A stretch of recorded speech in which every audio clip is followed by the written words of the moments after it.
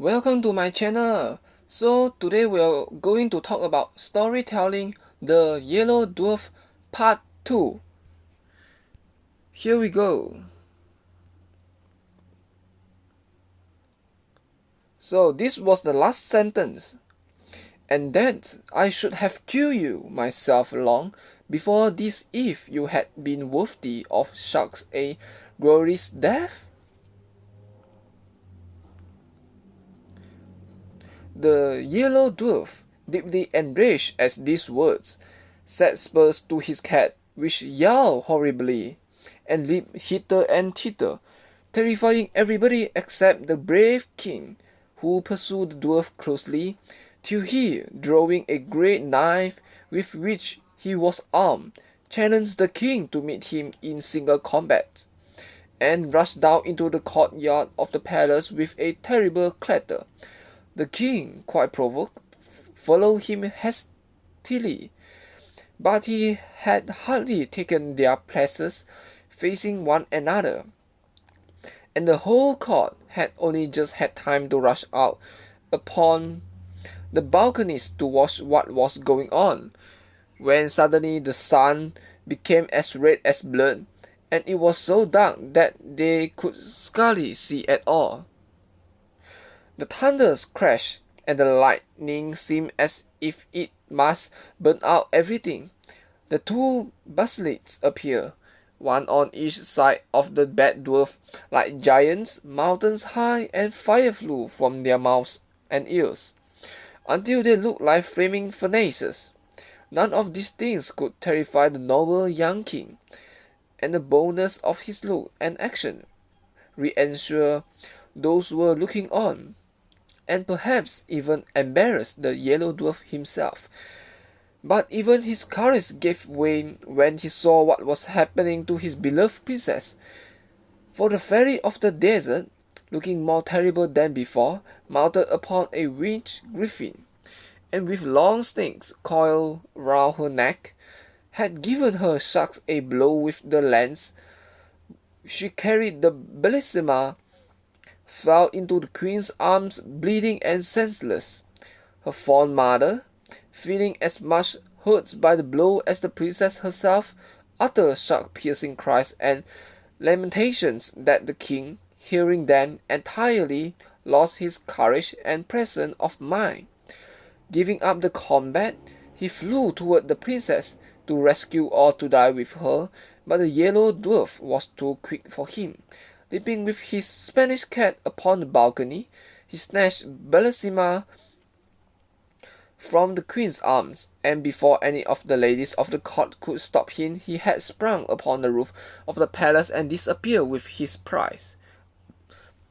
The king, motionless with horror, looked on despairingly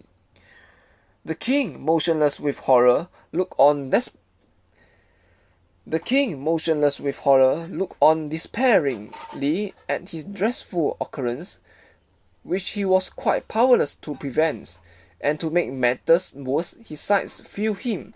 Everything became dark, and he felt himself carried along through the air by a strong hand. This new misfortune was the work of the wicked fairy of the desert, who had come with the yellow dwarf to help him carry off the princess, and had fallen in love with the handsome young king of the gold mines directly she saw him.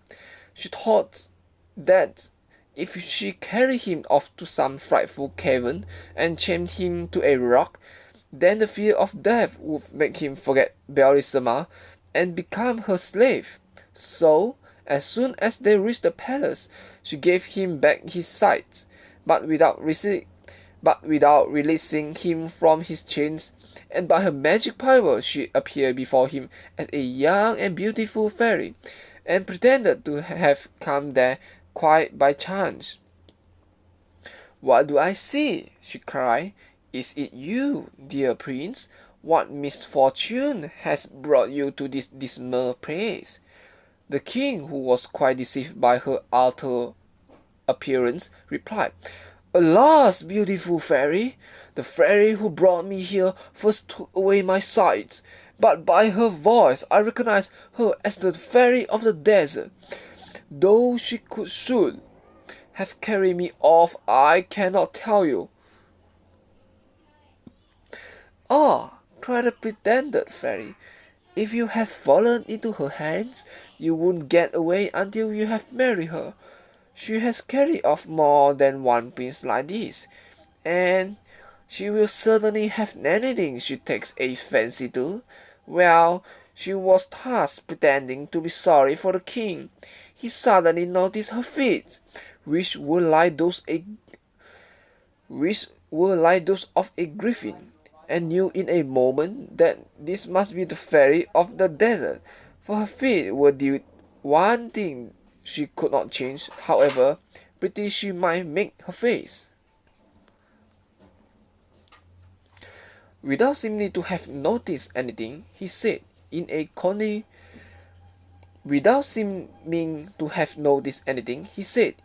confidential way, "Not that I have any dislike to the fairy of the desert, but I really cannot endure the way in which she protects the yellow dwarf and keeps me chained here like a criminal. It is true that I love a charming princess, but if the fairy should set me free, my gratitude would oblige me to love her only." "Do you really mean what you say, Prince?" said the fairy, quite deceived. "Surely," replied the prince. "How could I deceive you? You see, it is so much more flattering to my vanity to be loved by a fairy than by a simple princess. But even if I am dying of love for her, I shall pretend to hate her until I am set free." The fairy of the desert, quite taken in by these words, resolved at once to transport the prince to a pleasanter place. So, making him mount her chariot, to which she had harnessed swans instead of the bats, which generally drew it, away she flew with him. But imagine the distress of the prince when, from the giddy heights at which they were rushing through the air, he saw his beloved princess in a castle built of polished steel, the walls of which reflected the sun rays so hotly that no one could approach it without being burnt into a cinder. Bellissima was sitting in a little thicket by a brook, leaning her head upon her hand and weeping bitterly. But just as they passed, she looked up and saw the king and the fairy of the desert. Now the fairy was so clever that she could not only seem beautiful to the king, but even the poor princess thought her the most lovely being she had ever seen. "What?" she cried. "Was I not unhappy enough in this love? What?" she cried. "Was I not unhappy enough in this lonely castle to which that frightful yellow dwarf brought me? Must I also be made to know that the king of the gold mines ceased to love me as soon as he lost sight of me? But who can my rival be, whose fatal beauty is greater than mine?" While she was saying this, the king, who really loved her as much as ever, was feeling terribly sad at being so rapidly torn away from his beloved princess. But he knew too well how powerful the fairy was to have any hope of escaping from her, except by great patience and cunning. The fairy of the desert has also seen Bellissima, and she tried to read in the king's eyes the effect that this unexpected sight had had upon him. "No one can tell you what you wish to know better than I can," said he. "This chance meeting with unhappy princess for whom I once had a passing fancy, before I was lucky enough to meet you, has affected me a little, I admit, but you are so much more to me than she is that I would rather die than leave you." "Ah, princess, prince," she said, "can I believe that you really love me so much?" "Time will show, madam," replied the king. "But if you wish to convince me that you have some regard for me, do not, I beg you, refuse to eat bellissima." "Do you know what you are asking?" said the fairy of the desert, frowning and looking at him suspiciously. "Do you want me to employ my art against the yellow dwarf, who is my best friend, and take away from him a proud princess whom I can but look upon as my rival?" The king sighed, but made no answer. Indeed, what was there to be said to such a clear-sighted person? At last they reached a vast meadow, gay with all sorts of flowers. A deep river surrounded it, and many little brooks murmured softly under the shaded trees. Where it was always cool and fresh, a little way off stood a splendid palace, the walls of which were of transparent emeralds. As soon as the swamps which drew the fairy's chariot had alighted under a porch, which was paved with diamonds and had arches of rubies, they were greeted on all sides by thousands of beautiful beings who came to meet them joyfully, singing these words: "When love within a heart will reign, useless to strive against him 'tis. The proud but feel a sharper pain, and make a greater charm his." The fairy of the desert was delighted to hear them sing of her charms. She led the king into the most splendid room that can be imagined, and left him alone for a little while, just that he might not feel that he was a prisoner. But he felt sure that she had not really gone quite away, but was watching him from some hiding place. She walking up to a great mirror, he said to it, "Trust, counselor, let me see what I can do, make myself agreeable to the charming fairy of the desert, for I can think of nothing but how to please her." And once he had to work to curl his hair, and sing upon a table of grander coat than his own, he put it on carefully. The fairy came back so delighted that he could not conceal her joy. "I am quite aware of the trouble you have taken to please me," said she, "and I must tell you that I have succeeded perfectly already. You see, it is not difficult to do, if you really care for me." The king, who had his own reasons for wishing to keep the old fairy in a good humor, did not spare pretty speeches, and after a time he was allowed to walk by himself upon the seashore. The fairy of the desert had, by her enchantments, raised such a terrible storm that the boldest pilot would not venture out in it. So she was not afraid of her prisoners being able to escape, and she found it some relief to think sadly over his terrible situation without being interrupted by his cruel captor. Presently, after walking wildly up and down, he wrote these verses upon the sand with his stick. "Ah, last may I upon this shore lighten my sorrow with soft tears. Alas, alas, I see no more my love, who yet my sadness cheers. And thou, O raging, stormy sea, still by wild wings from depths to heights, thou holds my loved one far from me, and I am captive to thy mind. While my heart is still more wild than thin, for fate is cruel unto me. Why must I thus in exile pine? Why is my princess snatched from me? Oh, lovely nymph, from ocean caves, who know how sweet true love may be, come up and calm the furious waves, and set a desperate lover free." While he was still writing, he heard a voice which attracted his attention in spite of himself. Seeing that the waves were rolling in higher than ever,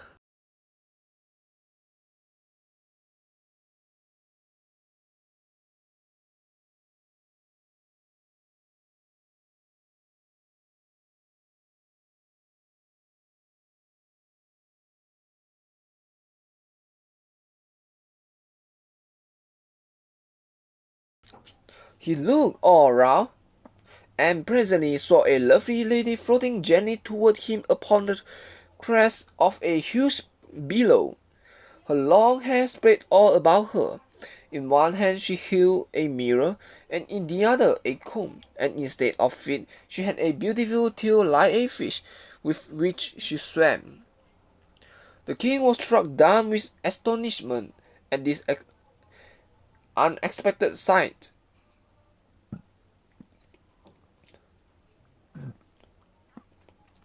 But as soon as she came within speaking distance, she said to him, "I knew how sad you are at losing your princess, and being kept a prisoner by the fairy of the desert.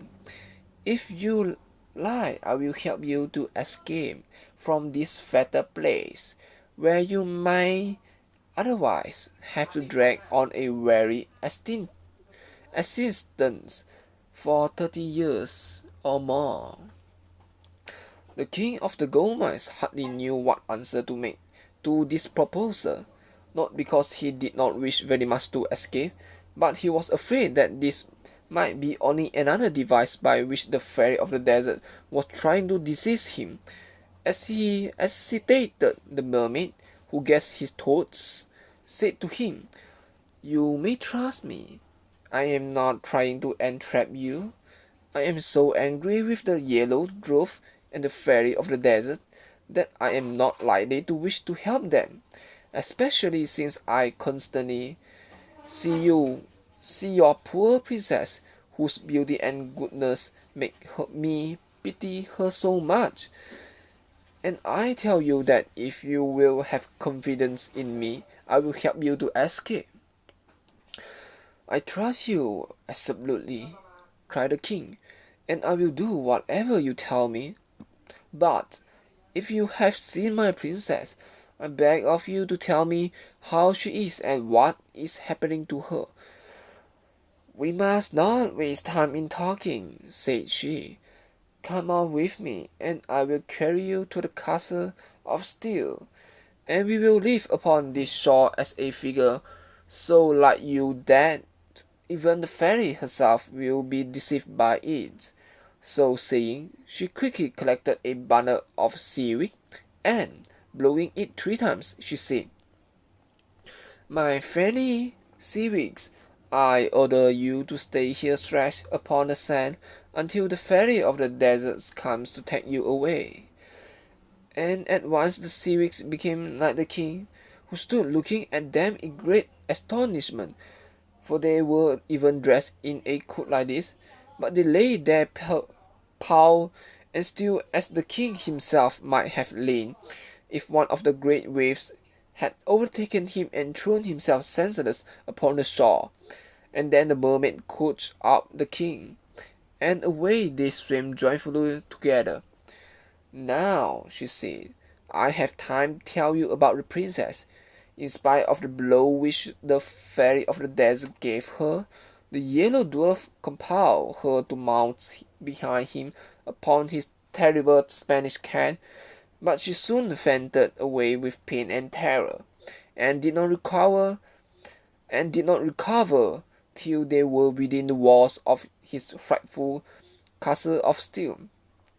Here she was received by the prettiest girl it was possible to find, who had been carried there by the yellow dwarf, who hastened to wait upon her and show her every possible attention.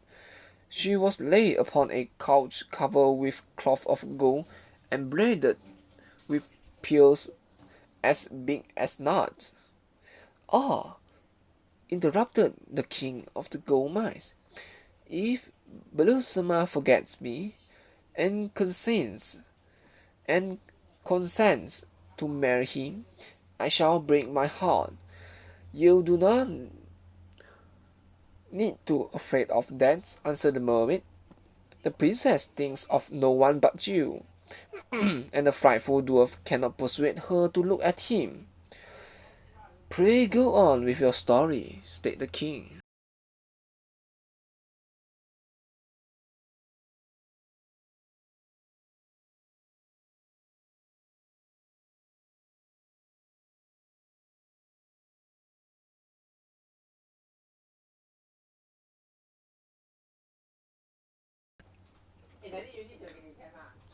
"What more is there to tell you?" replied the mermaid. "Bellissima was sitting in the wood when you passed, and saw you with the fairy of the desert, who was so cleverly disguised that the princess took her to be prettier than herself. You may imagine her despair, for she thought that you had fallen in love with her." "She believes that I love her?" cried the king. "What a fatal mistake! What is to be done to undeceive her?" "You know best," answered the mermaid, smiling kindly at him. "When people are as much in love with one another as you two are, they do need advice from anyone else." As she spoke, they reached the castle of steel, the side next to the sea being the only one which the yellow dwarf had left unprotected by the dreadful burning walls.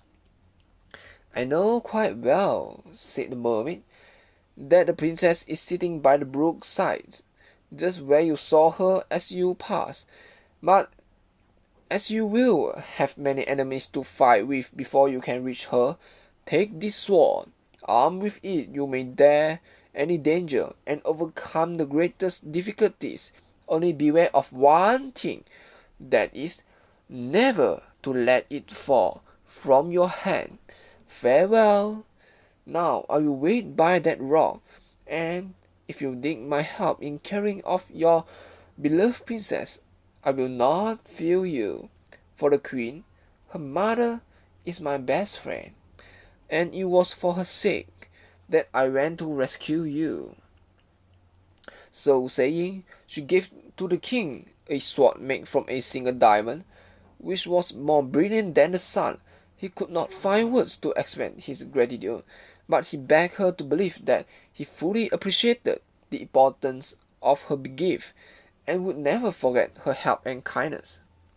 We must now go back to Fairy of the Desert. When she found that the king did not return, she hastened out to look for him, and reached to the shore with hundreds of the ladies of her train, loaded with splendid presents for him. Some carried baskets full of diamonds, others golden cups of wonderful workmanship, and amber, coral, and pearls. Others again balanced upon their heads boughs of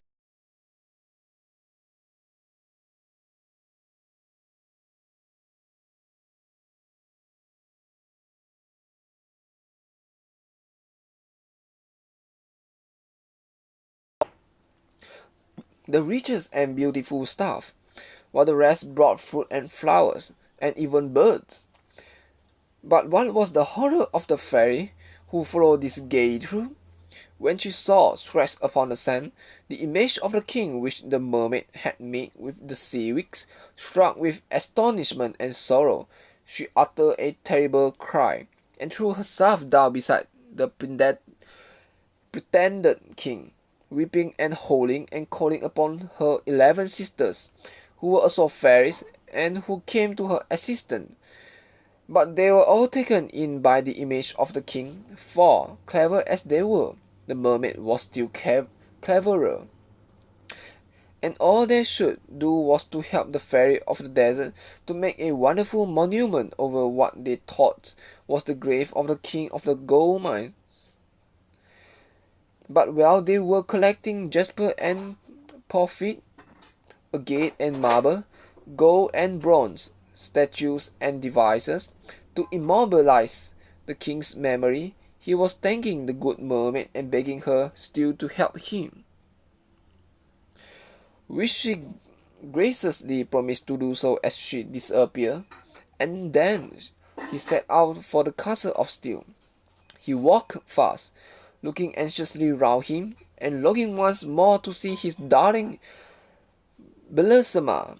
But he had not gone far before he was surrounded by 4 terrible spinsters, who would very soon have torn him to pieces with their sharp talons if it had not been for the mermaid's diamond sword. For no sooner had he thrashed it before their eyes than down they fell at his feet quite helpless, and he killed them with one blow. But he had hardly turned to continue his search when he met 6 dragons covered with scales that were harder than iron. Frightful as this encounter was, the king's courage was unshaken, and by the aid of his wonderful sword he cut them in pieces, one after the other. Now he hoped his difficulties were over, but at the next turning he was met by one which he did not know how to overcome. 24 pretty and graceful nymphs advanced toward him, holding garlands of flowers, with which they barred the way. "Where are you going, Prince?" they said. "It is our duty to guard this place, and if we let you pass, great misfortunes will happen to you and to us. We beg you not to insist upon going on. Do you want to kill 24 girls who have never displeased you in any way?" The king did not know what to do or to say. It went against all his ideas as a knight to do anything a lady begged him not to do. But as he hesitated, a voice in his ear said, "Strike! Strike! And do not spare, or your princess is lost forever!" So, without reply to the nymphs, he rushed forward instantly, breaking their garlands and scattering them in all directions, and then went on without further hindrance to the little wood where he had seen Bellissima. She was seated by the brook, looking pale and weary when he reached her, and he would have thrown himself down at her feet, but she drew herself away from him with as much indignation as he had been the yellow dwarf. "Ah, princess," he cried, "do not be angry with me. Let me explain everything. I am not faithless or to blame for what has happened. I am a miserable wretch who has displeased you without being able to help himself." "Ah," cried Bellissima, "did I not see you flying through the air with the loveliest being imaginable? Was that against your will?" "Indeed it was, princess," he answered. "The wicked fairy of the desert, not content with chaining me to a rock, carried me off in her chariot to the other end of the earth, where I should even now be a captive, but for the unexpected help of a friendly mermaid, who brought me here to rescue you, my princess, from the unworthy hands that holds you. Do not refuse the aid of your most faithful lover." So saying, he threw himself at her feet and held her by her robe. But, alas! In so doing, he let fall the magic sword, and the yellow dwarf, who was crouching behind a lectern, no sooner saw it than he sprang out and seized it, well knowing its wonderful power. The princess gave a cry of terror on seeing the dwarf, but this only irritated the little monster. Muttering a few magical words, he summoned 2 giants, who bound the king with great chains of iron. "Now," said the dwarf, "I am the master of my rival's fate, but I will give him his life and permission to depart unharmed if you, princess, will consent to marry me." "Let me die 1,000 times rather," cried the unhappy king. "Alas!" cried the princess, "must you die? Could anything be more terrible?" "That you should marry that little wretch would be far more terrible," answered the king. "At least, continue," she said, "let us die together." "Let me have the satisfaction of dying for you, my princess," said he. "Oh, no," she cried, turning to Dwarf. "Rather than that, I will do as you wish." "Cruel princess," said the king, "would you make my life horrible to me by marrying another before my eyes?" "Not so," replied the yellow dwarf. You are a rival of whom I am too much afraid. You shall not see our marriage." So saying, in spite of but amidst tears and cries, he stabbed the king to the heart with the diamond sword. The poor princess, seeing her lovers lying dead at her feet, could no longer live without him. She sank down by him and died of a broken heart. So ended these unfortunate lovers, whom not even the mermaids could help, because all the magic power had been lost with the diamond sword. As to the wicked dwarf, he preferred to see the princess dead rather than married to the king of the gold mines.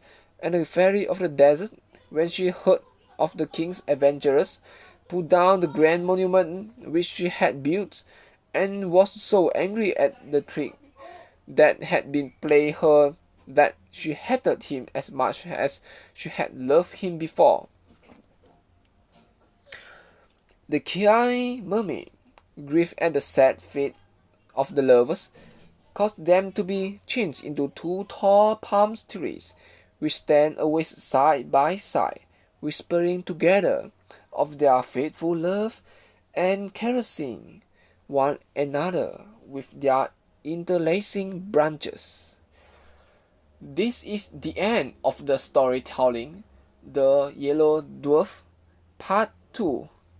So, last but not least, remember to subscribe to my YouTube channel, like my video, share my video, and click on the bell. When you click on the bell, remember to turn on the notification so that you will know when I upload a new video every day. So comment below for any topic you would like to see on my next video, or any things you would like to tell me, just comment below. So we'll see you on the next video. Bye!